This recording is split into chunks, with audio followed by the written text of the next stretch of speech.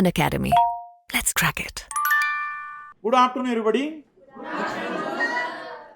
कितने लोग YouTube पर देखते हैं हमें या YouTube की क्लासेस? Only one. YouTube की कोई भी क्लास जो भी आपके प्रिपरेशन से जुड़ी हो, यूपीएससी कोई भी, मतलब अप्रोक्सीमेटली सारे लोग YouTube अब देखना शुरू कर चुके हैं। बहुत सारे लोग रील्स देख रहे होंगे, मैं समझ चुका हूं। तो शुरुआत करते हैं, हम लोग सीधे पॉइंट टू पॉइंट बात करेंगे क्योंकि टाइम बहुत कम है और मुझे उम्मीद मतलब ऐसी नहीं थी कि इतना छोटा क्लासरूम रहेगा, क्योंकि इतना छोटा क्लासरूम तो क्लासरूम नहीं होता हमारा। एटलीस्ट 400-500 स्टूडेंट्स तो नॉर्मल क्लासरूम में होते हैं। तो बड़ी अच्छी बात है कि छोटा सा क्लासरूम रहेगा तो चीज़ें बेटर तरीके से एक्सप्लेन कर पाएंगे। Everyone comfort in Hindi? मैं कोशिश करूंगा कि बीच बीच में बाइलिंगुअल यूज करते चले ताकि इंग्लिश मीडियम वाले लोग मेरी तरफ भयानक ना देखें। शुरुआत करते हैं हम पहले तो यूपीएससी सिविल सर्विस एग्जाम से पहले यूपीएससी से। So many student I think know about the UPSC. UPSC is a constitutional body, not a exam. क्योंकि कई बार लोग कह देते हैं कि मैं यूपीएससी की प्रिपरेशन कर रहा हूं। भाई यूपीएससी इज ए इंस्टीट्यूट, उसकी कोई प्रिपरेशन क्या करेगा? आप एसआरसीसी की प्रिपरेशन थोड़ी करते होंगे। एसआरसीसी कॉलेज के एग्जाम की प्रिपरेशन कर सकते हैं। So UPSC is a institute and this institute organized so many exam in 1 year. अगर हम अप्रोक्सीमेटली बात करें तो यूपीएससी के द्वारा जो एग्जाम ली जाती है, हिंदी में इसको संघ लोक सेवा आयोग कहते हैं। हमारे कॉन्स्टिट्यूशन मेकर्स ने इसको इसलिए बनाया था ताकि इंडिया में टॉप लेवल के, टॉप ग्रेड के स्टूडेंट सेलेक्ट हो सके फॉर द एडमिनिस्ट्रेटिव सर्विसेज। ये सेंट्रल लेवल की होती है। ऐसी स्टेट लेवल पर हर स्टेट ने अपनी अपनी सिलेक्शन बॉडी बना के रखी हुई है। हम उन्हें स्टेट पीसीएस एग्जाम्स के रूप में जानते हैं या स्टेट पीसीएस ऑर्गेनाइजेशन होता है। कितनी एग्जाम कंडक्ट कराता है? So many exams. Civil service examination, CDS, NDA, Indian economic services, CAPF, Indian forest services, assistant commander examination CISF, engineering services, CMSE, CGSE. आप में से जो लोग, क्योंकि मुझे इतना लग रहा है आपका कई लोगों का बैकग्राउंड कॉमर्स का होगा, आई थिंक और सभी का कॉमर्स बैकग्राउंड है। सो अगर हम बात करें कॉमर्स बैकग्राउंड में 2-3 एग्जाम बड़ी फेमस है। और अगर आपकी एज अभी जैसे मैं देख पा रहा हूं ज्यादा तो नहीं है, तो मैं यूपीएससी के साथ एक बी प्लान, अगर आपके माइंडसेट में कि सर बी प्लान, क्योंकि एक सीरीज ने आजकल बी प्लान कुछ ज्यादा ही डिस्कशन में लाया है। वैसे तो मैं कहता हूं कि बी प्लान होना नहीं चाहिए, प्लान ओनली ए होना चाहिए। तो एक एग्जाम है CAPF, central arm police force assistant commander examination. काफी बेस्ट एग्जाम होता है। आप इस एग्जाम में ओनली प्रीलिम्स का एग्जाम और इंटरव्यू होता है और एक फिजिकल टेस्ट। आप इसे भी ट्राई कर सकते हैं प्लान बी के रूप में। लेकिन आज हम जो डिस्कशन करने वाले वो कंप्लीटली यूपीएससी का एग्जाम, जिसको हम नाम देते हैं civil service exam. That means UPSC identify by the name of civil service exam, जिसको हम कई बार आईएएस का एग्जाम भी कह देते हैं, इंडियन एडमिनिस्ट्रेटिव सर्विसेज। ये भारत का सबसे टॉप लेवल का एग्जाम है, दुनिया का दूसरा सबसे टफेस्ट एग्जाम है। एक और टफेस्ट एग्जाम है बट वो इतना कोई एजुकेशनल बेस्ड एग्जाम नहीं है। जो पहला एग्जाम टफेस्ट एग्जाम है उसमें मैं थोड़ा सा बता देता हूं और फिर सेकंड जो हमारी यूपीएससी सिविल सर्विस की हम बात करते हैं। गांव का वो एक एग्जाम होता है। इस एग्जाम में एक व्यक्ति को इतना ज्यादा ट्रेन किया जाता है एल्कोहल टेस्टिंग में कि वो व्यक्ति एल्कोहल टेस्ट लेने के बाद बता सकता है कि एल्कोहल कितनी पुरानी है, किस ब्रांड की है, किससे बनी हुई है, परसेंटेज कितना उसके अंदर एल्कोहल का है। अभी तक 270 पर्सन इस एग्जाम को पास कर पाए। बट हमें ऐसी कोई एग्जाम की प्रिपरेशन करनी नहीं है। हम अपने मेन टारगेट पर आते हैं, यूपीएससी सिविल सर्विस एग्जाम, जिसका 3 स्टेजेस में कंप्लीट होता है पूरा exam pattern.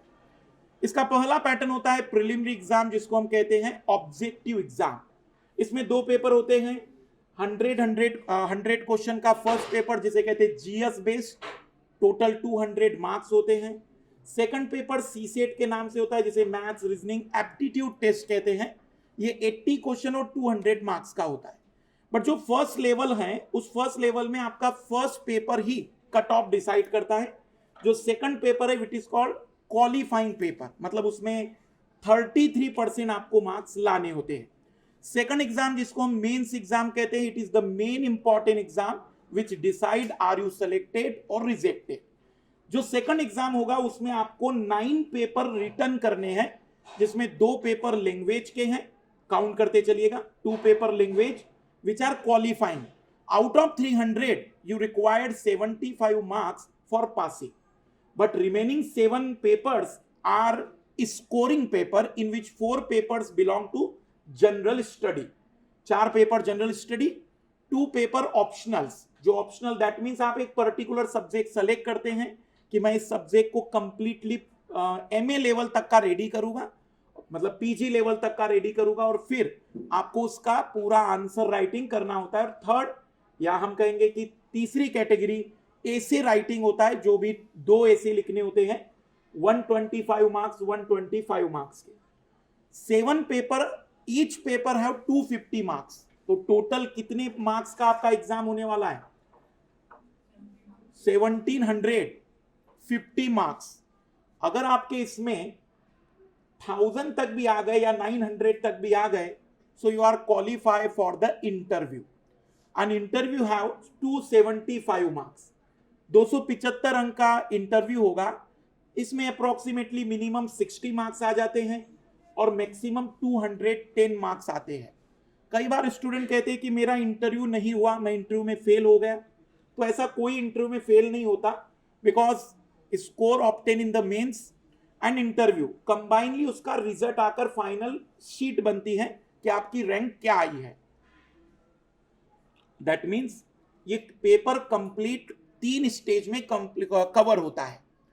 Form approximately 8 lakh student fill करते हैं प्रीलिम्स का, बट अटेम्प्ट करते हैं 4 to 5 लाख, क्योंकि अटेम्प्ट इसमें लिमिटेड है। जनरल कैटेगरी के लिए 6 अटेम्प्ट होते हैं, ओबीसी के लिए 9 अटेम्प्ट होते हैं, SC ST के लिए 37 एज तक 21 to 37 अनलिमिटेड अटेम्प्ट होते हैं। सेकंड, इसमें सेलेक्ट कितने होंगे स्टूडेंट? सपोज 1000 सीट्स आई है, so in the first exam only 15 times student are selected of the seats. Suppose 1000 seat है, that means 15,000 student are selected in the first exam which is called PT, prelims test. Then these 15,000 students attempt the mains exam and only 3,000 students are calling for the interview, and then finally selected 1,000 students. In the 1,000 students, only 100 students or 150 students get the job IAS. Remaining IPS, IFS, Indian Foreign Services, Revenue Services, ऐसी 24 categories में अलग अलग category में कोई ना कोई job तो मिल ही जाती है। बट अगर आपको आईएएस चाहिए तो आपको एटलीस्ट टॉप 200 में, टॉप 300 में रैंक लानी होती है। बट अगर कैटेगरी वाइज देखें तो कैटेगरी में 500 रैंक पर भी आईएएस मिल जाता है, जैसे SC ST कैटेगरी में 500 रैंक पर भी आईएएस मिल जाता है। तो एक मोटे तौर पर पैटर्न आपको समझ में आ गया होगा। ये सिलेबस होता है पहली एग्जाम का, जिसमें पहला पेपर में लगभग GS, polity, geography, economics, ecology, environment, commerce नहीं पढ़ना होता है, बहुत ही कम पढ़ना होगा। बट आप ऑप्शनल के रूप में कॉमर्स ले सकते हैं। कॉमर्स में सिलेक्शन की पॉसिबिलिटी बहुत अच्छी है, बट उसका रीजन ये नहीं है कि कॉमर्स इजी है, बल्कि इसका रीजन ये है वही स्टूडेंट मतलब हिम्मत कर पाते हैं कॉमर्स लेने की जिनके रगों में कॉमर्स बहता है ब्लड के साथ साथ, तो वे लोग इसको जनरली प्रेफर कर लेते। बट सिलेक्शन की पॉसिबिलिटी काफी अच्छी होती है। फिर ये मेंस का पैटर्न है, जिसमें 2 मैंने जो पेपर A और पेपर B हैं, ये लैंग्वेज पेपर कहलाते हैं। स्कोरिंग होते हैं 300 मार्क्स में से 75 मार्क्स अगर नहीं आए तो आपके नीचे के 7 पेपर चेक भी नहीं होंगे। दैट मीन्स वो क्वालिफाइंग करना मस्ट है। आप फिर देख सकते हैं इसी में जो चारों पेपर होते हैं, GS के चारों पेपर जिसे हम कहते हैं। फर्स्ट पेपर में सिलेबस देखोगे तो इंडियन हेरिटेज, दैट मीन्स हमें इंडिया के बारे में जानना है, इंडिया में एंशिएंट टाइम से डांस कैसे चल रहे हैं, आर्किटेक्चर कैसा है इंडिया का, क्योंकि आप पूरी इंडिया में जब वर्क करोगे तो आपको पता होना चाहिए कि इंडिया का कल्चर कैसा है। उसके बाद आपको इसमें मॉडर्न हिस्ट्री कि हमारा स्ट्रगल कैसा रहा ब्रिटिशर्स के साथ, देन फिर जियोग्राफी आपको पढ़ना और इंडियन सोसाइटी, क्योंकि आपको पता होना चाहिए इंडियन सोसाइटी कैसी है। सेकंड पेपर होता है जिसमें पॉलिटी पढ़ाया जाता है कि इंडिया का कॉन्स्टिट्यूशन कैसा है, क्या पावर होते हैं प्रेसिडेंट के पास, क्या पावर होते हैं प्राइम मिनिस्टर के पास। अभी जैसे सदस्यता चली गई राहुल गांधी जी की, तो फिर उसके क्या मायने हैं, क्या उसके रीजन है, क्या प्रोसीजर होता है, इस टाइप सी चीजें आपसे भी पूछी जाएगी। तो ये आपको मेंस में भी और पीटी में भी क्वेश्चन आते हैं। पेपर थर्ड होता है साइंस टेक्नोलॉजी, जिसमें आपको टेक्निकल चीजें पढ़नी होती है।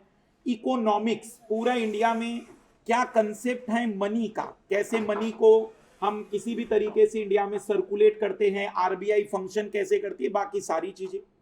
और पेपर 4 एक नया पेपर आया है 2013 से, विच is called ethics, integrity and aptitude, क्योंकि करप्शन हमारे देश में लास्ट 75 ईयर्स के बावजूद भी कंप्लीटली खत्म नहीं हुआ, बल्कि साल दर साल बढ़ रहा है। तो रीजन देखे जा रहे हैं कि उसके पीछे क्या रीजन रहे होंगे। तो मोटे तौर पर आपके पास ये पैटर्न होता है। अब आप जानना चाहेंगे कि सर कट ऑफ क्या है, कितने स्कोर लाना है प्रीलिम्स में। तो prelims have 20 marks paper only, because first paper is scoring, second is qualifying paper. So ये कट ऑफ है आपके पास 2021 का।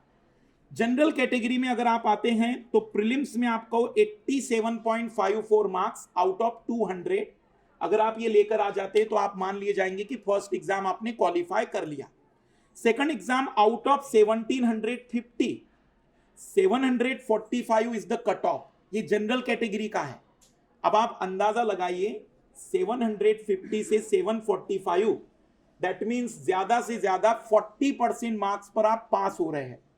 बट 40% यूपीएससी का है, वो किसी और एग्जाम का होता तो दैट मींस बहुत इजीली हम ऑब्टेन कर लेते।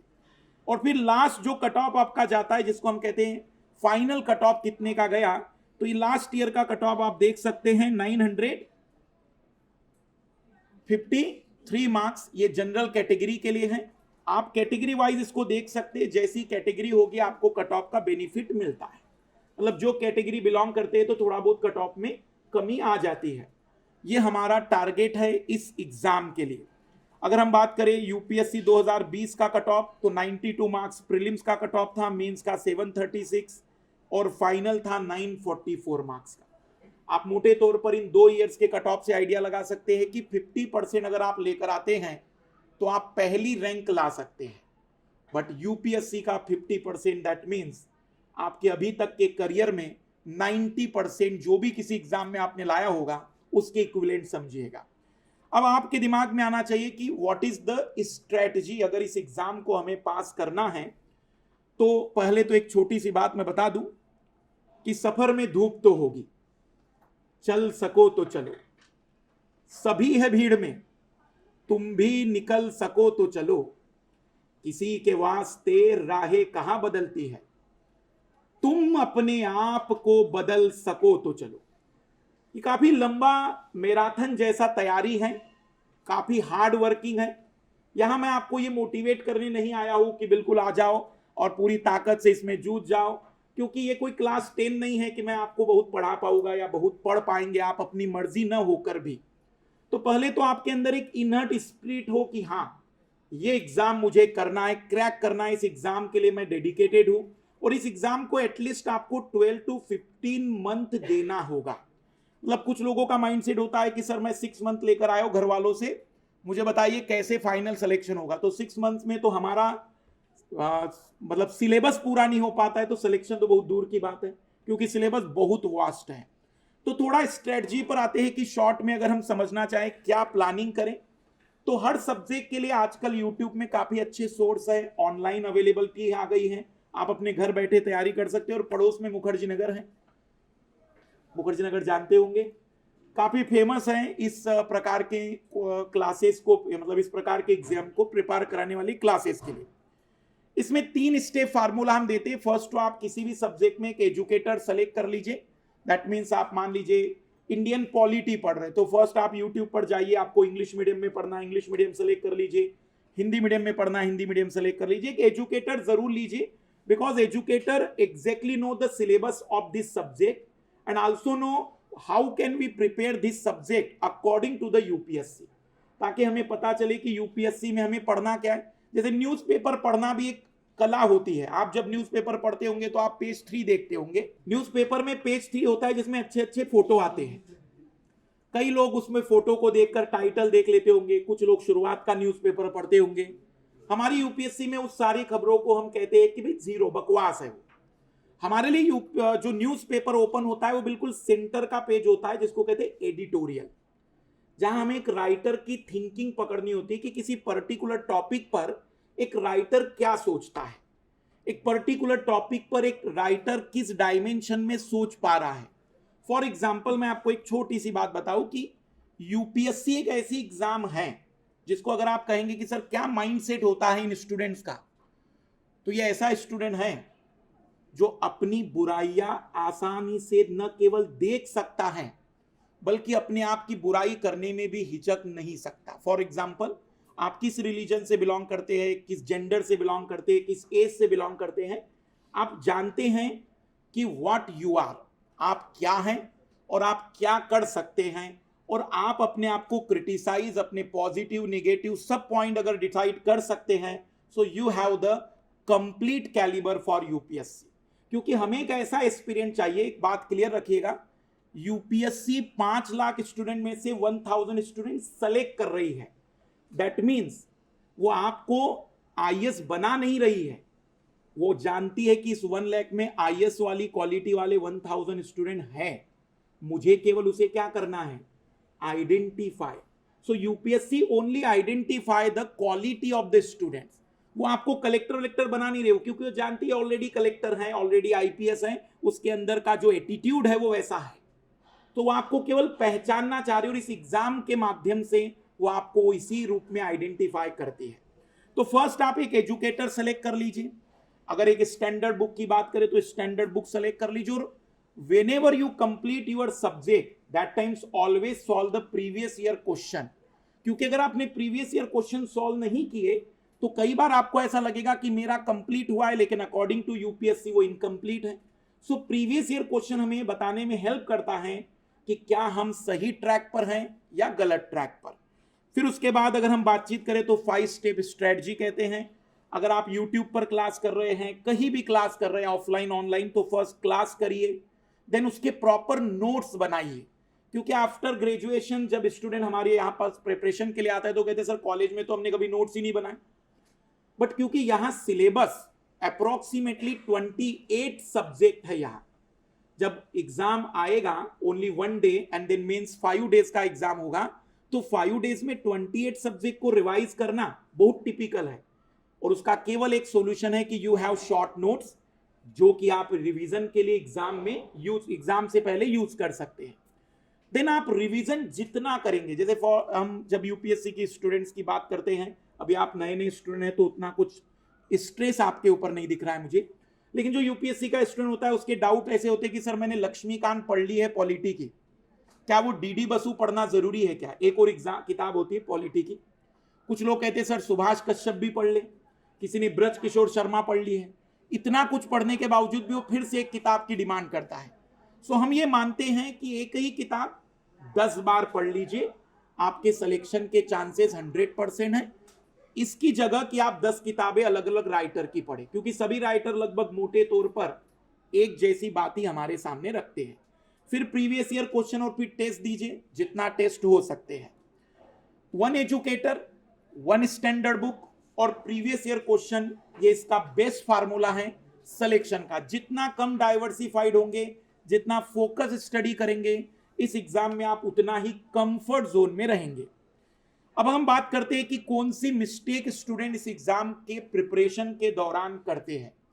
फर्स्ट, जो बहुत बड़ा मिस्टेक होता है, क्योंकि इस एग्जाम के बारे में बहुत सारी, मैं कहूँगा मिथ्स है, बहुत सारे यूट्यूब चैनलों पर कई सारे इंटरव्यूज आ चुके हैं, तो स्टूडेंट पहली बार में तो डरे हुए रहते हैं कि सर क्या इस एग्जाम में सिलेक्शन नहीं हुआ तो कुछ होगा। तो मेरा मानना है कि अगर आप यूपीएससी की प्रिपरेशन बहुत बेस्ट कर लेते हैं तो दुनिया में कोई भी एग्जाम हो इंडिया के, फिर वो सीडीएस हो, एनडीए हो, सीएपीएफ हो, स्टेट पीसीएस हो, वनडे एग्जाम हो, आप हर एग्जाम को फाइट कर लेते हैं, क्योंकि 28 सब्जेक्ट रीड कर लिया आपने। आपसे ज्यादा नॉलेज इस दुनिया में कुछ गिने चुने लोगों के पास है। इसलिए अब आपको कोई दूसरी एग्जाम के लिए एक्स्ट्रा प्रिपरेशन की कोई ज्यादा जरूरत नहीं होती। तो दो तरीके की मिस्टेक है, एक मिस्टेक जो एक्चुअली होती है और दूसरी मिस्टेक जो खुद ही क्रिएट करता है। जैसे मैंने आपको बताया, जानबूझकर एक ही सब्जेक्ट की कई किताबें रीड करना केवल इसलिए ताकि थोड़ी हवाबाजी कर सके। पहला वाला चित्र देख सकते हैं, अनबैलेंस स्टडी, पीएचडी और स्कीप। आइए जरा इस बात को समझ लेते हैं। फोटोग्राफ जो यूज किया है उसका रेफरेंस ये है। इस एग्जाम में रटने से चीजें कुछ नहीं हो सकती है। अगर आपकी दिमाग में चीजें अंडरस्टैंडेबल नहीं है, आप कंसेप्ट समझ नहीं पाते हैं, तो फिर आपके लिए चैलेंज बहुत बड़े हैं। जैसे एक टाइम का भाषण देना हो तो आप रट सकते हैं, और जहां चमत्कार थे वहां बलात्कार की जैसे शब्द यूज कर सकते हैं। लेकिन क्योंकि यहाँ 28 वर्ड्स है, 28 सब्जेक्ट है, कितना याद करेंगे? उसमें ये नहीं कह रहा हूं कि रटना नहीं है, सब करना पड़ता है। ये एग्जाम साम दाम दंड भेद की एग्जाम है, जिसकी औकात है कि वो सब कुछ कर सकता है। मतलब कुछ स्टूडेंट होते हैं कि सर उसका सिलेक्शन हो गया क्योंकि वो रटता था। मैंने कहा तुम्हारी औकात है, तुम रटो। किसी की काबिलियत पर डाउट खड़ा करने के लिए अपनी कमियों को छिपाने की जरूरत बिल्कुल भी नहीं है। इस एग्जाम में रटना भी पड़ेगा थोड़ा बहुत, कुछ कंसेप्ट। जैसे अब मान लीजिए एक तरफ रिवर्स है, एक तरफ सिटीज है, क्या करेंगे हम उसका? रिवर और सिटी को हमें तो रटना ही पड़ेगा। तो हनुमान चालीसा जैसे होता है ना, डेली 5-10 मिनट देते चलो, 1 मंथ के बाद वो अपने आप याद हो जाएगा। तो कुछ चीजें फैक्ट हैं जो हमें मगअप भी करने पड़ते हैं, but most of the thing आपको चीजें समझनी पड़ती है। अगर आप चीजें नहीं समझ पाए हैं तो यूपीएससी के मेंस में आंसर राइटिंग में आप कुछ भी बेटर और क्रिएटिव नहीं लिख पाएंगे, क्योंकि आंसर राइटिंग ही आपके मार्क्स डिसाइड करती है। वहां आपका फोटोग्राफ, वहां आपकी कोई आइडेंटिटी नहीं है सिवाय उस आंसर राइटिंग की। जैसे हमारे एक स्टूडेंट रहे, तो उनको जब हमने कहा कि भाई आंसर राइटिंग में बच्चों को आप क्या बताना चाहेंगे, तो उनका एक ही कहना था कि एक लड़की है, जब उसको सजाया जाता है तो वही दुल्हन के रूप में आती है, और जब उसके साथ कुछ बुरा होता है तो जब विधवा के रूप में आती, लड़की वही है, बस सजावट कैसी है तो रूप बदल जाता है और उसके टारगेट बदल जाते हैं। वर्ड सबके पास सेम है, कौन उसे दुल्हन बना रहा है और कौन विधवा, कहानी इस पर डिपेंड करने वाली है। इसलिए जितना ज्यादा आप क्रिएटिव आंसर लिख सकेंगे, जितने ज्यादा बेस्ट आंसर लिख सकेंगे, उतना इसमें आपके मार्क्स बेस्ट आते हैं। तो अनबैलेंस स्टडी का मतलब है कि कभी कभी कुछ स्टूडेंट को सब्जेक्ट बहुत अच्छे लगते हैं कि सर मुझे अकबर के चाचा का नाम जानना है, तो अकबर के चाचा जानकर क्या कर लोगे?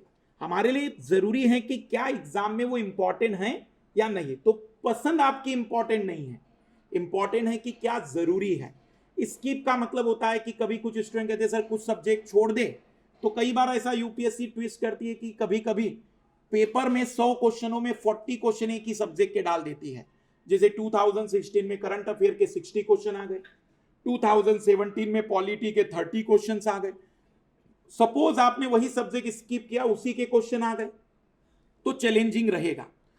दूसरा होता है think more about the result. लोग कई बार रिजल्ट के बारे में इतना सोचते, सर नहीं हुआ तो क्या होगा, मैंने घर वालों से वादा किया, ये चीज की है, वो चीज की, ऐसे कई सारे उन स्टूडेंट्स के अपने दिमाग में आर्गुमेंट होते हैं। मेरा कहना है पूरी शिद्दत से ताकत लगाइए। सिलेक्शन हुआ तो बहुत बढ़िया, नहीं हुआ तो आपसे ज्यादा नॉलेजेबल कोई नहीं है, इसका मतलब आप दुनिया में कुछ भी कर सकते हैं, क्योंकि नॉलेज ही इस दुनिया में इस समय सक्सेस की है। फिर वो एलोन मस्क हो या अडानी हो, विदाउट नॉलेज कुछ भी नहीं हो सकता है, भले आपको कितने भी पॉलिटिकल सपोर्ट मिल जाए। मेरे इशारे समझ गए होंगे। पेंडिंग मतलब होता है कि आज नहीं करना, कल करेंगे। जितना डिले करोगे उतना ही सिलेबस दिन प्रतिदिन बढ़ता जाएगा। तो जितना कोशिश हो आप चीजों को आज ही कंप्लीट करने की कोशिश करिए। पुराने ईयर्स के प्रीवियस ईयर क्वेश्चन एनालाइज नहीं करना। कुछ लोग एनालाइज करते हैं, फॉर एग्जांपल 2022 का पेपर एनालाइज किया, वहां पॉलिटी के 30 क्वेश्चन मिले, उनको लगा कि पॉलिटी से 30 आते हैं। तो ऐसा माइंडसेट नहीं बनाना है, हमें एटलीस्ट 4 to 5 ईयर का एनालिसिस करना होगा, ताकि हमें पता चले कि किस तरीके का पैटर्न होता है। तो प्रीवियस ईयर क्वेश्चन एनालिसिस बहुत इंपॉर्टेंट है। Tendency to strategise by looking at the pattern of paper, मतलब एक पेपर को देखकर आपने एक नई स्ट्रेटजी बना दी। और क्योंकि यूट्यूब पर मेरी ही स्ट्रेटजी की 100 क्लासेस है, तो इमेजिन करिए कि स्ट्रेटजी क्या मतलब बहुत भंडार है। आप मुझसे सुनेंगे तो कुछ अलग स्ट्रेटजी होगी, टॉपर की एक अलग स्ट्रेटजी होगी, कोई दूसरे टीचर की अलग स्ट्रेटजी होती है।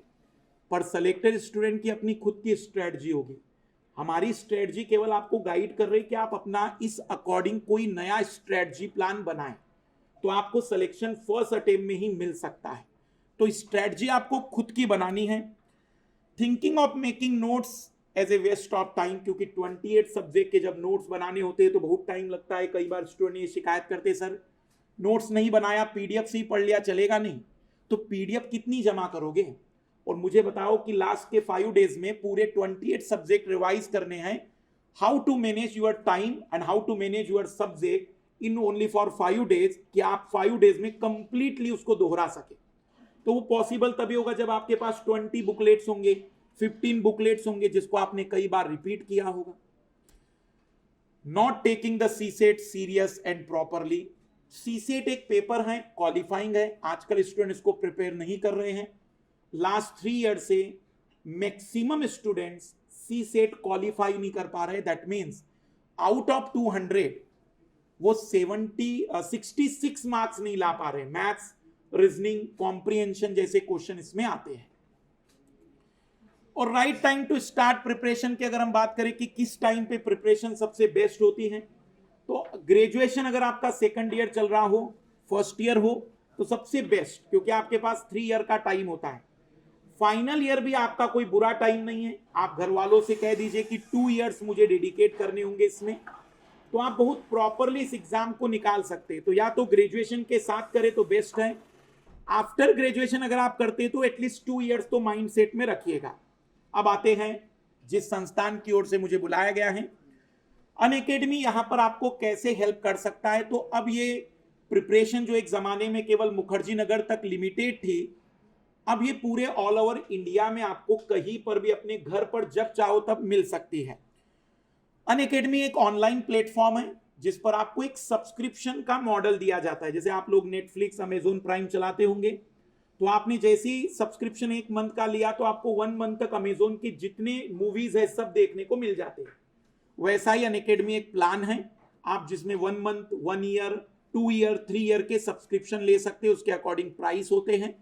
जब आप सब्सक्रिप्शन ले लेते तो रिकॉर्डेड क्लासेस, लाइव क्लासेस, सब कुछ हो जाता है। लेकिन सबसे नई बात जो इस प्लेटफॉर्म की है, आप ऑफलाइन में जैसे बैठे हैं तो आप रेज हैंड करके अभी डाउट मुझसे पूछ सकते हैं, but only Unacademy provide this application कि आप चलती क्लास में, लाइव क्लास में रेज हैंड कर सकते हैं ऑनलाइन में, जिसमें आपको एक रेज हैंड का ऑप्शन मिलेगा और आपकी मेरे से सीधी बातचीत होगी या एजुकेटर से बात होगी और सीधे आप डाउट पूछ सकते हैं।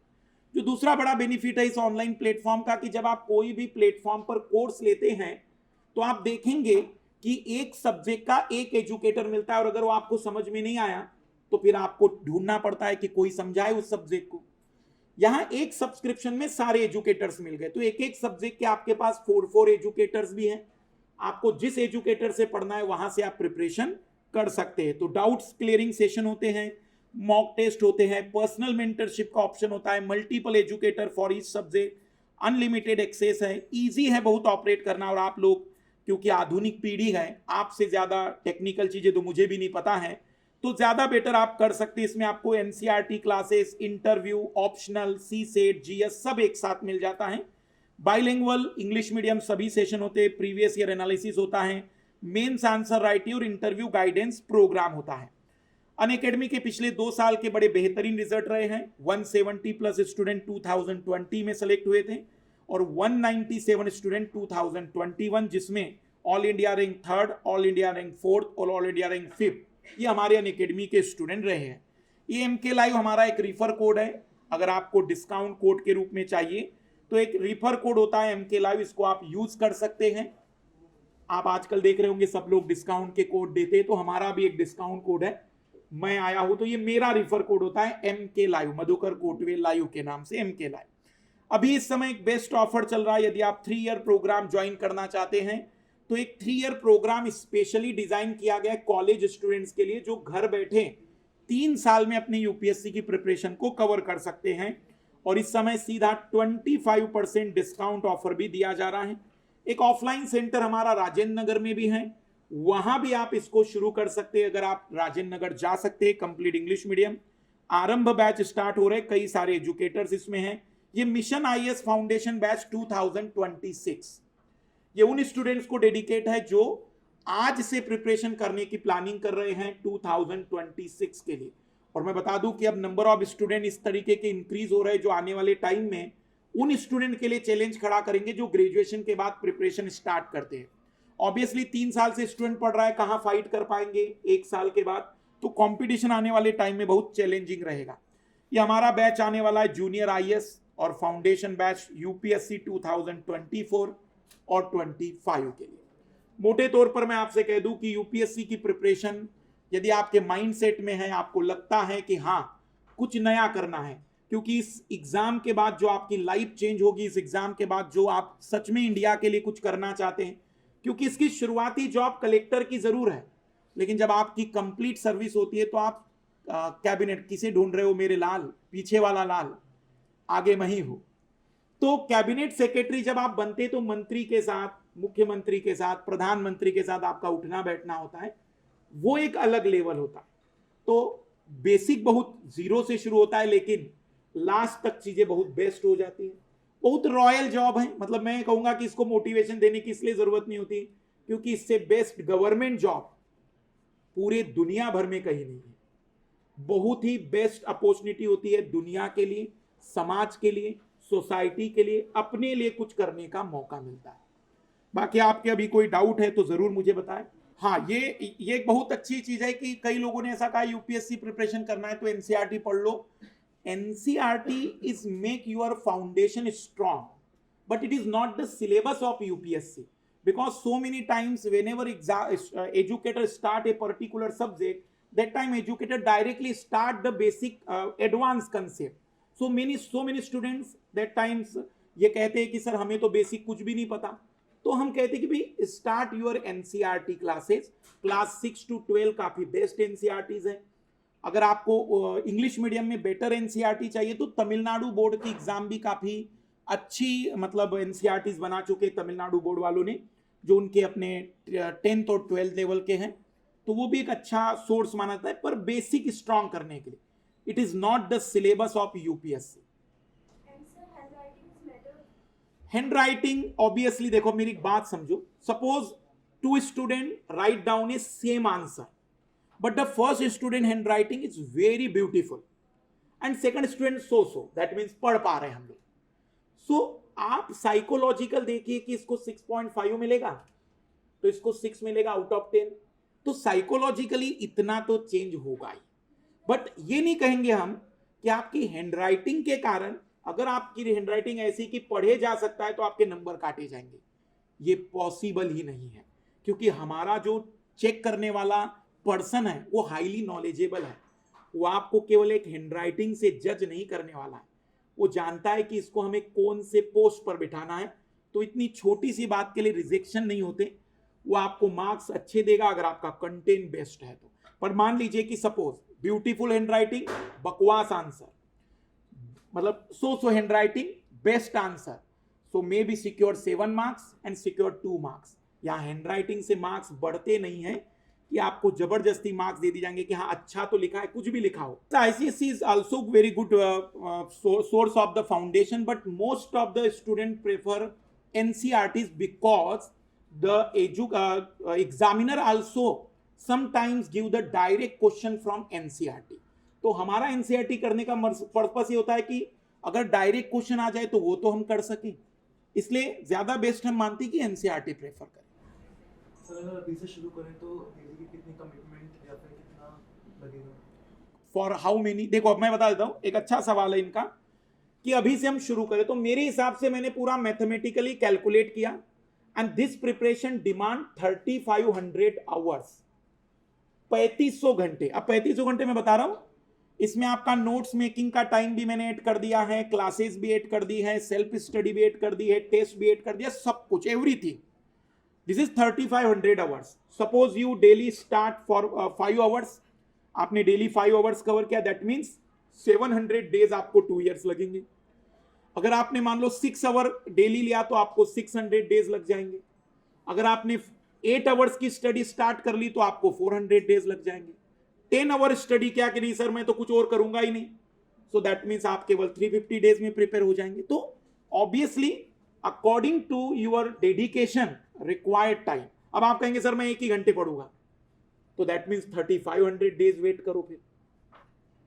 और पीछे सर पर कंसिस्टेंसी कैसे लाए, लाइक 350 डेज रेगुलर पढ़ना? यस, ये एक बहुत बड़ा चैलेंजिंग है कंसिस्टेंसी, और इसीलिए हम कहते हैं कि क्लासेस एक बेस्ट सॉल्यूशन होता है. बट कंसिस्टेंसी का लाइक मैं सॉल्यूशन देता हूं आप लोगों को. 2 मतलब उपाय बता रहा हूं जो मेरे स्टूडेंट्स प्रेफर करते हैं. पहला, सपोज यहां से आपको मैं आज एक गाड़ी में बिठाऊं और कन्याकुमारी के लिए नेशनल हाईवे 44 पर भेजूं, और रास्ते में कहीं पर कोई भी बीच में इंडिकेशंस ना हो कि कितना दूर कन्याकुमारी रहा, तो आप हर 2 घंटे के बाद डिस्टर्ब हो जाएंगे कि मैं सही ट्रैक पर हूं कि नहीं. जबकि मैंने आपसे कहा कि इसी रोड को छोड़ना नहीं है. आप 2 दिन के बाद और कंफ्यूज हो जाएंगे कि अभी तक क्यों नहीं आया. एक टाइम के बाद आप डिमोटिवेट होते हैं व्हेनेवर यू डोंट नो आपने कितना कवर कर लिया. सो फर्स्ट स्ट्रैटेजी इज कि आप अपनी एक डायरी मेंटेन करें, और जिसमें आप अपनी चीजें जो कंप्लीट करते हैं, कितने आवर्स आपने कंप्लीट किए, वो आपको अगले दिन का मोटिवेशन देगा. एक दूसरा चैलेंज होता है कि कई बार स्टूडेंट कहते हैं सर आपने जैसा काम ने शुरू किया लेकिन पूरा नहीं हो पाया. तो एक दूसरा सॉल्यूशन जो आप अपनी एग्जाम में भी यूज करिए, अभी ग्रेजुएशन में आप अपने सब्जेक्ट का इंडेक्स बना लीजिए. कोई भी सब्जेक्ट हो, इंडेक्स अपने अकॉर्डिंग जैसा आपको लगे. कोई एक सब्जेक्ट को आपने 20 पार्ट्स में ब्रेक कर दिया. अब 20 पार्ट्स में ब्रेक करने के लिए आपने स्टार्टिंग की पढ़ना. सोचो आपने 6 टॉपिक ही कंप्लीट किए, फिर बोर हो गए, कोई दिक्कत नहीं, 6 टॉपिक पे राइट का निशान लगाओ कि इट इज कंप्लीट. अब जब whenever you start the next time, you directly start from the 7 topic. जब आपका 19वां टॉपिक चलेगा तो एक कॉन्फिडेंस आएगा कि अब द एंड हो रहा है. सो 20वां टॉपिक उस कॉन्फिडेंस में खत्म हो जाता है. सो 2 स्ट्रेटजी में, फर्स्ट आप छोटे छोटे टारगेट बनाएं, छोटी छोटी प्रिपरेशन, जैसे छोटे छोटे टारगेट 2 दिन, 5 दिन, 10 दिन के दीजिए कंसिस्टेंसी के लिए. और दूसरा इंडेक्स बनाइए. इंडेक्स बनाने से आपका कॉन्फिडेंस हमेशा हाई रहेगा. अगर एक सब्जेक्ट से बोर हो गए तो सेकंड स्टार्ट कर दीजिए, उसका इंडेक्स बना दीजिए. हमारा मेन मकसद सब्जेक्ट कंप्लीट करना नहीं है, आवर्स कंप्लीट करना है. आवर कंप्लीट हुआ तो सब्जेक्ट भी कंप्लीट हो ही जाएगा. भाई पॉलिटी पढ़ने का मन नहीं ना, ज्योग्राफी पढ़ो. ज्योग्राफी पढ़ने का मन नहीं, हिस्ट्री पढ़ो. हिस्ट्री पढ़ने का मन नहीं, सो जाओ. दिन में सोओगे, रात में पढ़ोगे, कभी तो पढ़ोगे. सो आप वो मत सोचिए 3 इडियट जैसा कि नहीं मैं भी पढ़ने बैठा तो अभी पढ़ूंगा. पढ़ने का मन नहीं है, थोड़ा घूम लो. क्योंकि UPSC is not the only exam, while it is the complete 360 degree preparation. आपको दुनिया में क्या चल रहा है ये भी पता होना चाहिए. ऐसी एग्जाम नहीं है कि आप कहेंगे सर मैं बंद कमरा ले लूं और दिन रात पढ़ूं तो मैं बता दूं कि सिलेक्शन नहीं होने वाला. यू नो द एवरीथिंग, क्या चल रहा है इस समय कॉलेज के स्टूडेंट्स में, किस तरीके का चेंजेस आ रहा है, क्या साइकोलॉजिकल चैलेंजेस बच्चे देख पा रहे हैं. क्योंकि इस समय कॉलेज के स्टूडेंट्स को जो साइकोलॉजिकल चेंज आ रहे हैं, डिजिटलाइजेशन जो 2 साल का हुआ, उसमें जो एजुकेशन लॉस हुआ, और इस समय अचानक प्रेशर जो बढ़ रहा है घर वालों की तरफ से कि लगातार चीजें प्रॉब्लम में आती जा रही है, जॉब की डिमांड बढ़ती जा रही है और जॉब कम होती जा रही है. तो उन सब चीजों को भी हमें जानना होता है. तो ये कोई ऐसे नहीं है कि कमरे में बंद होकर बैठ गए तपस्या करने के लिए. इसमें आपको सब कुछ देखना है, दुनियादारी भी समझनी है. माता जी क्या कह रही हैं ये भी. और मैं कहूंगा सब्जी बनाने के लिए माता जी ऑर्डर दे तो वो भी बनाओ, क्योंकि उसमें पता होगा. जैसे इंटरव्यू में पूछा जाता है कि आपकी हॉबी क्या है, अब स्टूडेंट ने कहा कुकिंग हॉबी है, तो इंटरव्यू इमीडिएटली कहेगा इंटरव्यूअर कि इस कुकिंग हॉबी का एडमिनिस्ट्रेशन में क्या यूज है. तो हम कहेंगे कुकिंग में 2 चीजें बड़ी इंपॉर्टेंट है, टाइमिंग एंड क्वांटिटी. सही टाइम पर अगर मसाला सही टाइम पे नहीं डाला तो टेस्ट बिगड़ जाता है, और थोड़ी क्वांटिटी कम ज्यादा हुई तो टेस्ट आता ही नहीं. यही क्वालिटी यूपीएससी में एडमिनिस्ट्रेटिव क्वालिटी है. टाइम पे काम अगर पूरा हो तो जनता सेटिस्फाइड होगी, और जितना काम जरूरी है उतना तो पूरा करना चाहिए. यही है कुकिंग का आपका यूज एडमिनिस्ट्रेशन में. अब आपको कुछ भी चीजों पर, जैसे आज मुझे 13 साल हो गए इस फील्ड में, आप मुझसे कहिए कि सर पंखे पर बोलिए, तो हो सकता है मैं उस पंखे को इतने विषयों में लेकर चला जाऊंगा कि आप कहोगे सर आज पहली बार पता चला कि पंखा भी ऐसा होता है. उसका कारण है क्योंकि मैं इन 13 वर्षों से अकेला मास्टर हूं ऑल ओवर इंडिया में, पूरे 28 सब्जेक्ट पढ़ाता हूं. तो इन 13 वर्षों में इन 28 सब्जेक्ट ने मुझे इतना ज्यादा मतलब मिक्सअप कर दिया है कि आप मुझे कोई टॉपिक दीजिए मैं उसको कई डायमेंशन में लेकर चला जाऊं. और सर सर न्यूज़पेपर कौन सा प्रेफर करना चाहिए? सब बहुत बोलते हैं हिंदू पे जाओ, इंडियन एक्सप्रेस, तो कौन सा? देखो, न्यूज़पेपर में जो एडिटोरियल होता है it is the thinking of the editors. But जैसे न्यूज़पेपर में प्रॉब्लम्स क्या है कि कई बार हम देखते हैं कि न्यूज़पेपर वाले पॉलिटिकल खबरों को ज्यादा बताते हैं। बेस्ट न्यूज़पेपर वो है जो किसी टॉपिक को एक्सप्लेन करे। इस समय इंडियन एक्सप्रेस बहुत बढ़िया चल रहा है, इजी इंग्लिश है उसकी, आप पढ़ सकते हैं।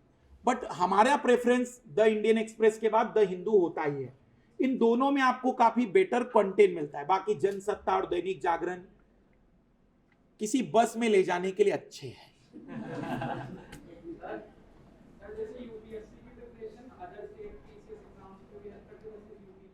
हाँ देखो, मैं बता देता हूं, इसमें अच्छा सवाल है ये भी। केवल 2 ही स्टेट अभी फिलहाल में ऐसे हैं जिन्हें मैं कहूंगा 100% मदद मिलती, लाइक यूपी।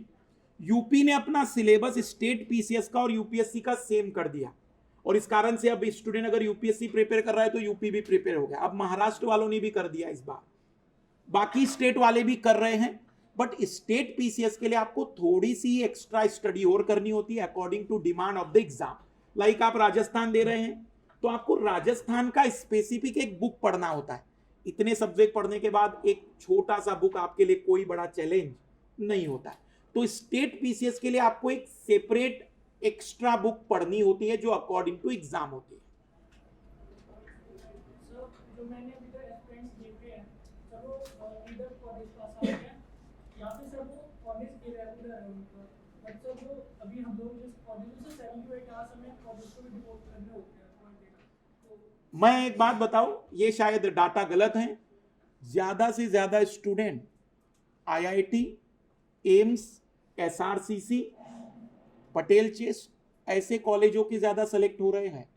उसका कारण है कि 7 to 8 आवर्स का उनका ऑब्वियसली एक प्लान है, तो जिस दिन उनको छुट्टी मिलती है वो अपने टाइम को बहुत अच्छे यूटिलाइज कर लेते हैं।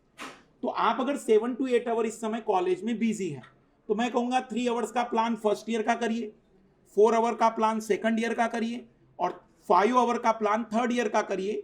जैसे ही फाइनल आपका एग्जाम इधर खत्म होगा आप यूपीएससी सिलेक्शन के लिए कंप्लीट एलिजिबिलिटी रखेंगे। तो मैं कहूंगा आप ये मत दिमाग में रखिए कि सर मेरी कॉलेजेस भी चल रही। पढ़ने वाले को क्या है, जहां चीजें पढ़नी, जैसे मैं आपको बताऊं कि पिछले साल 2 क्वेश्चन आए थे कहां से, यूपीएससी में।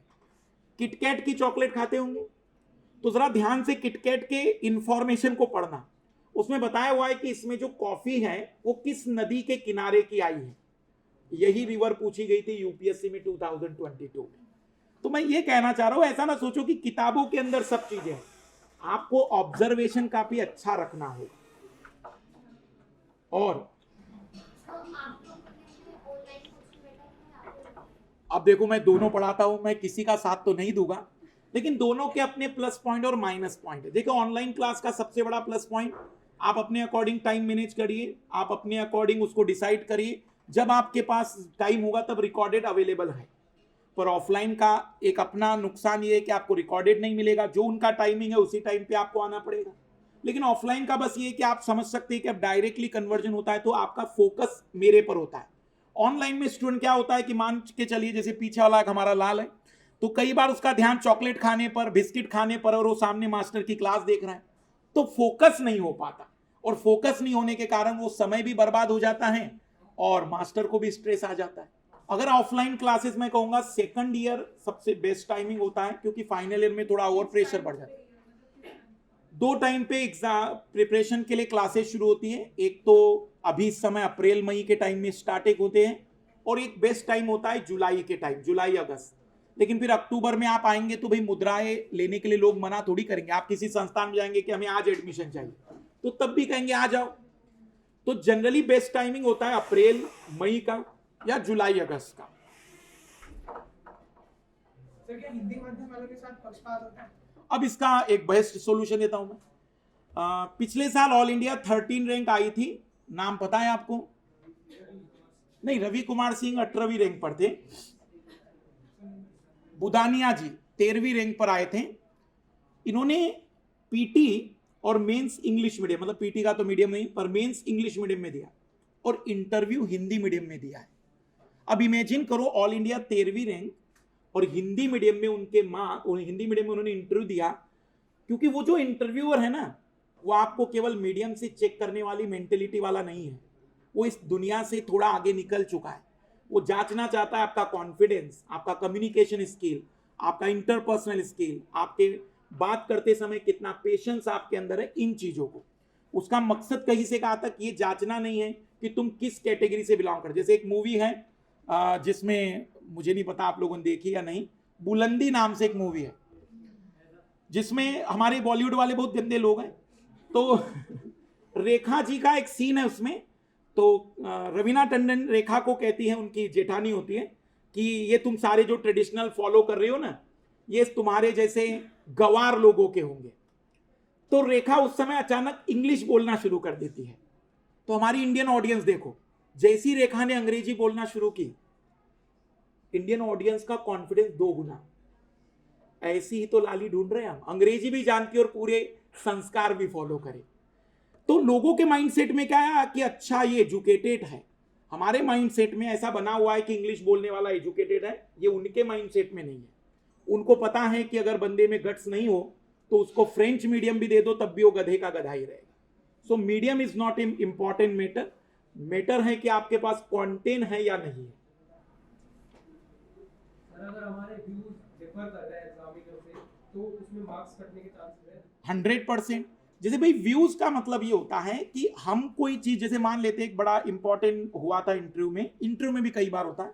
मान लीजिए आपसे हमने नक्सलाइट के बारे में पूछा और नक्सलिज्म के बारे में आपने अपने आसपास देखा है, आपका एक अपना पॉइंट ऑफ व्यू है। तो कई बार आपको, कभी भी हम कहते हैं इंटरमीडिएट रहिए, मध्यस्थ रहिए, ना बहुत ज्यादा एक्सट्रीम हो जाइए बुरे में, ना एक्सट्रीम अच्छे में। आप कहिए कि कहीं ना कहीं कुछ चैलेंजेस हैं, कहीं ना कहीं कुछ ड्रॉबैक्स हैं, कहीं ना कहीं वो भी कुछ जगह पर सही है, लेकिन किसी भी प्रॉब्लम का सॉल्यूशन वायलेंस नहीं हो सकता, हिंसा नहीं हो सकती। तो अगर आप ऐसा मीडिएट रास्ता ना लेकर एक्सट्रीम चले जा रहे हैं तो इंटरव्यूअर तो कहेगा कि भाई ये व्यक्ति अगर पद पर बैठ गया तो दिक्कतें बढ़ सकती हैं। सेल्फ स्टडी सफिशिएंट है? मैं कहूंगा कि सेल्फ स्टडी का मीनिंग पहले समझ ले हम। सेल्फ स्टडी दैट मीन्स आपने बुक परचेस की और आप शुरू हो गए, it is not a self study. वो तो हम माली है, 4-5 साल लग जाएंगे। आप किसी पर्टिकुलर एजुकेटर से पहले यूट्यूब पर ऑनलाइन ऑफलाइन जहां हो वहां पढ़ लीजिए। फिर जब आपने नोट्स बना लिए, जब आप नोट्स कंप्लीट करके अब अपने लिए पढ़ रहे होते हैं, it is called self study. ये तो जरूरी है, मस्ट है, उसके बगैर आप कैसे तैयार हो पाएंगे। सेल्फ स्टडी दैट मीन्स, मुझे बताओ, आप जब कॉलेज में आए या 10th क्लास में आए, आपने खुद कुछ पढ़ा था कि पहले टीचर पढ़ाता था, फिर आप उसको अंडरस्टैंडिंग करते थे, फिर नोट्स बनाते थे, फिर आप दोहराते थे, तो उसको कहते थे सेल्फ स्टडी। आजकल लोगों को लगता है self study is not a, मतलब एक ऐसा हथियार हो गया है कि कोई भी शुरू हो जाता है। बिल्कुल भी ठीक नहीं है। आप पीएचडी नहीं कर रहे हैं, आप किसी कॉम्पिटिटिव एग्जाम के लिए फाइट कर रहे हैं। यहां आपको अकॉर्डिंग टू डिमांड चीजें पूरी करनी होगी। और two more question. Sir optional कैसे चूज कर सकते हैं? ये बहुत बढ़िया सवाल है। आप कहेंगे सर हर सवाल को तो बढ़िया ही कह रहे हैं आप, पर ये सारे सवाल, मतलब मुझे उम्मीद नहीं थी आपके चेहरे देखकर कि इतनी मेच्योरिटी वाले सवाल पूछेंगे। यही चीज है कि अच्छे स्टूडेंट बैठे हुए हैं, लेकिन ढूंढना पड़ेगा मुझे। देखो, ऑप्शनल का बहुत बड़ा चैलेंज ये होता है, कई बार स्टूडेंट के माइंडसेट में किसी ने बोला होता है कि जो ग्रेजुएशन में वही चुनो। मेरा सजेशन होता है आपको जो जीएस का सब्जेक्ट अच्छा समझ में आ रहा हो उससे रिलेटेड ऑप्शनल चुनो। जैसे पॉलिटी समझ में आ रही तो पीएसआईआर लो, ज्योग्राफी समझ में आ रही तो ज्योग्राफी लो। ऐसा ऑप्शनल लो जो 3 क्राइटेरिया फुलफिल करे। फर्स्ट, आपका उसमें इंटरेस्ट है। दूसरा, आपके उस पर्टिकुलर मीडियम में उसका मटेरियल अवेलेबल है। और थर्ड, ऑप्शनल में आपको काफी हाई लेवल का नॉलेज चाहिए तो एटलीस्ट अच्छा एजुकेटर आपको उसमें मिल जाए। अगर ये 3 चीजें कोई भी ऑप्शनल फुलफिल करें, बेस्ट होता है। बट ऑप्शनल में ये शर्त नहीं है कि ग्रेजुएशन में क्या था उससे ऑप्शनल का कोई लेना देना। आप कुछ भी ऑप्शनल चुन सकते हैं। और लास्ट, सर ग्रेजुएशन में जो भी हम स्पेसिफिक सब्जेक्ट को स्टडी करते हैं और ऑप्शनल में जो उसका सिलेबस होता है वो कितना सेम होता है और कितना डिफर करता है लेवल उसका? मैं बता देता हूं। फॉर एग्जाम्पल, मान लीजिए आप बोटनी है, साइंस है, मैथमेटिक्स जैसे सब्जेक्ट है, तो फिर सिलेबस बहुत वेरी करता है। बट अब मान लीजिए कि पॉलिटी है, ज्योग्राफी है, कॉमर्स है, तो आप कहेंगे कि 80% मैच हो जाएगा, 80%, only required 20% extra things. But हाँ, इकोनॉमिक्स जैसा सब्जेक्ट बहुत अच्छा है, बट ड्रॉबैक इकोनॉमिक्स में टीचर्स, हमारे पास एजुकेटर्स होने चाहिए ना। जैसे आपने इकोनॉमिक्स में एक आंसर फॉर्मेट किया और आपने चेक किया, तो हमारे पास एक ऐसा टीचर होना चाहिए जो बता सके कि देखो इसमें और चीजें ऐसी ऐड करनी है, क्योंकि हम उसमें अगर पीएचडी कर रहे होते तो चल जाता 4-5 साल, हमें तो चाहिए 4 मंथ में इकोनॉमिक्स रेडी। तो मेन है एजुकेटर अगर मिल गया तो सभी सब्जेक्ट बेस्ड है। जैसे अगर मैं कुछ टॉपर की लिस्ट दिखाता आपको, कनिष्क कटारिया, जिनके जीएस में नंबर आप देखेंगे तो लगभग एवरेजन है, लेकिन मैथमेटिक्स में आउट ऑफ 500 360 मार्क्स, मतलब जनरल ऑप्शनल में नंबर आते 270, टॉपर के कितने लेकर आ गए 360। अब जीएस में कितने भी कम आ जाए तो टॉपर तो आना ही था। तो ये भी एक बहुत बड़ा है कि भी कुछ सब्जेक्ट ऐसे हैं जो इतने मार्क्स भी दे देते, बट उसके लिए फिर उतनी मेहनत भी लगेगी। तो आई थिंक मुझे बहुत अच्छा लगा, मतलब मैं इतना महसूस नहीं कर पा रहा था पहले आपके चेहरे देखकर, लेकिन आज मैं गलत साबित हुआ कि मैं फेस रीडिंग उतना बेटर आप लोगों का नहीं कर पाया। बट आप लोगों का इंटरेस्ट, आप लोगों का जो कॉन्फिडेंस रहा बहुत ही बेहतर है। मैं चाहूंगा कि आप अपने लिए एक बार जोर से तालियां बजाएं, क्योंकि आपने बहुत अच्छा समझा। धन्यवाद। Unacademy. Let's crack it.